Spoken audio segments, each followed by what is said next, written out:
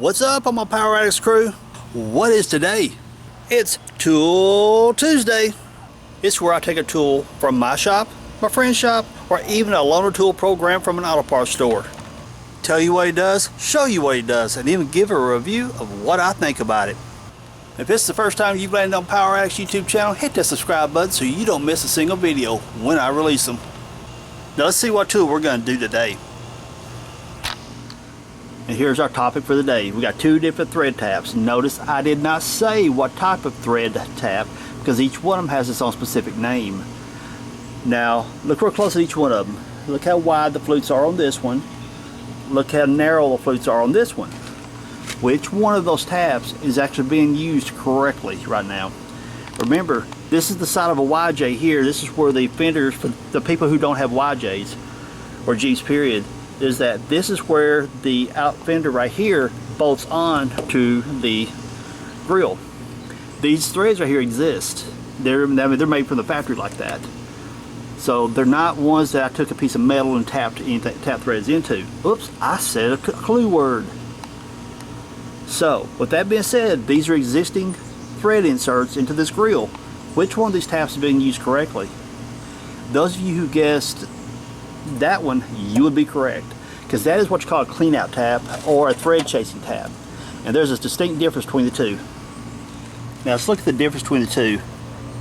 The very obvious differences is the width of the flutes here, because this right here is designed to clean out existing threads. I mean, that's all that little flute right there does. It just simply goes through there, cleans the junk out of the threads. If you've got a lot of rust, grease, grime, corrosion, whatever is out of the threads, that little groove right there, as you run it in, cleans out that junk and doesn't remove any metal.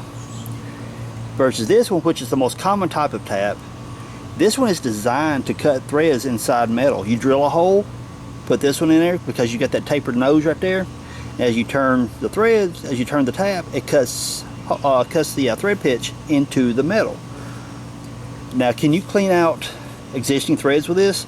People do it quite often, honestly.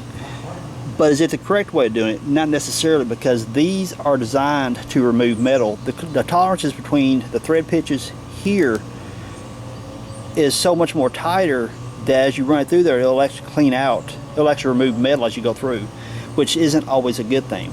This right here, having the, come on camera focus, just having the tiny flute right there, only thing it does is go through, cleans the junk out of the threads. And also the top of the here, top threads are not as sharp, so this does not remove metal, it simply cleans the junk out of the threads.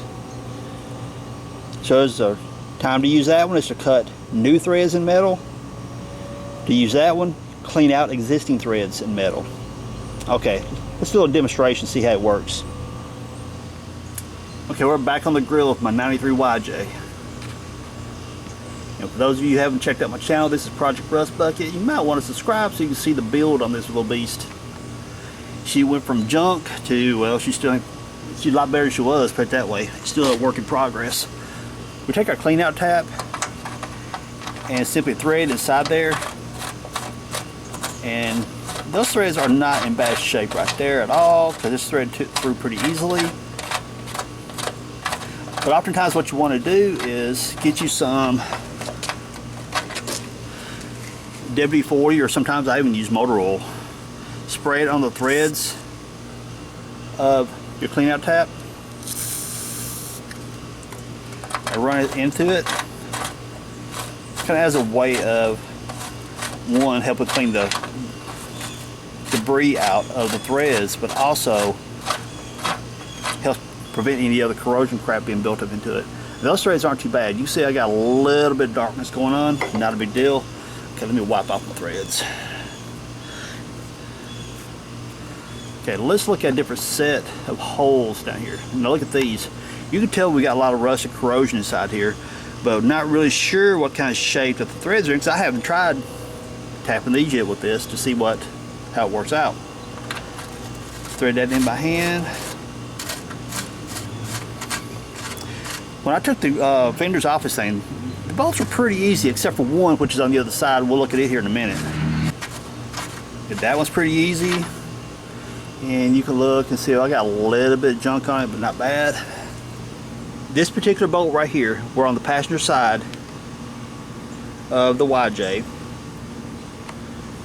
This particular bolt right here had a little issues coming out. Everything else came out pretty smooth and easy except for this one right here, and it was seized up, rusted up inside there. So what I ended up having to do is take, actually the bolt's laying right here. Let me grab it.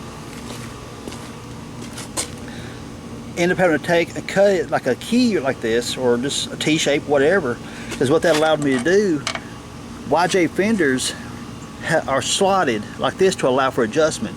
So when I cut that bolt like that, it allowed the fender to come over top of this and not damage the fender.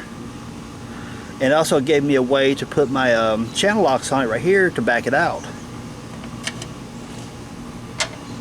So that thing had a lot of rust corrosion in it, so let's just test this out and see how this is going to work. Can I thread it in by hand? Yeah, I can actually. It's kind of surprising. I was expecting a lot more resistance than that.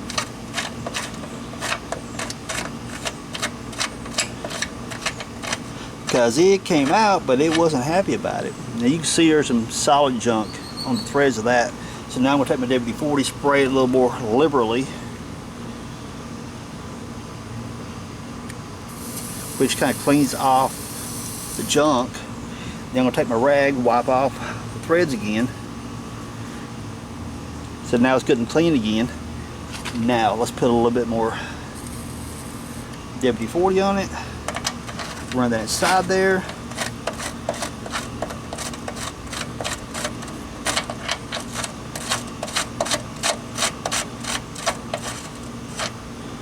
And again, you can see the junk on the threads. Got a little junk on the end right there.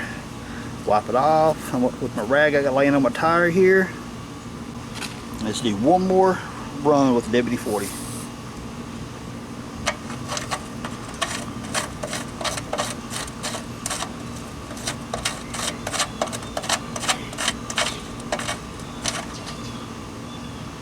And it's just dark now just from the rust. There's no solids of rust or contamination or anything like that in it. Okay, but one more for kicks and giggles. Now I'll do the rest of them off camera because you got the point already. Let's check this one since the camera's on it. A little bit of WD-40 on it.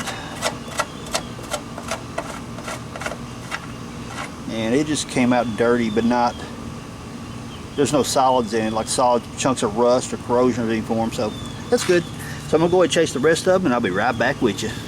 Well, I moved down to the bottom one to chase it. I get in just a little bit and it's like stops right there. So what do? There's a reason for that hex back here. Look at that. Full of junk. Now we're gonna take our WD-40, spray clean. You can also use carb cleaner. I've done it before too, because mostly you're just getting this thing clean, but the WD-40 kind of provides a lubricant whenever you put it back inside the threads. Clean the junk off the threads. Lube again. Run it in. And right there it stops. So at this point, take our ratchet.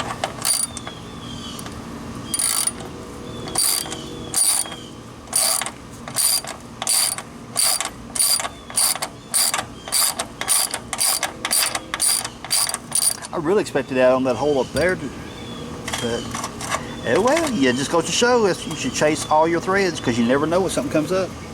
And what this will do for you whenever you go to reassemble whatever you got taken apart, it makes life a lot easier reassembling.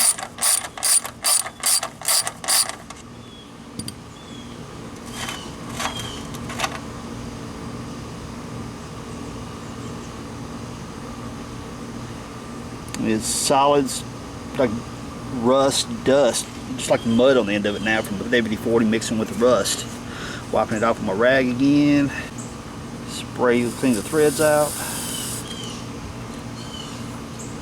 Wipe the crap out of it because it was full of junk again. Just clean it one more time.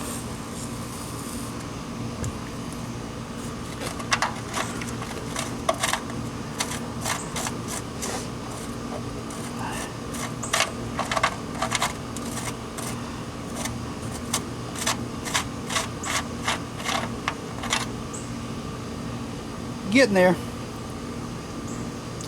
You see there's a little bit of solid. Where's it at? Camera will focus on it. Right, well, camera sees it. I'm trying to see what the camera sees through the viewfinder, but I don't know if it's picking it up or not. Anyway, trust me, there's some there. So I'm going to clean it again a couple more times and I'll be right back with you. You got the point. Look at the junk. Wow. But hey, this baby's a 91 model. It's been used and abused, and it's got more rust than anything I've ever had hold of. So I can kind of understand. Okay, wiping the junk out of it again. See, now I got it all clean again. Little more lube. Thread it back in. Look at that. So much better.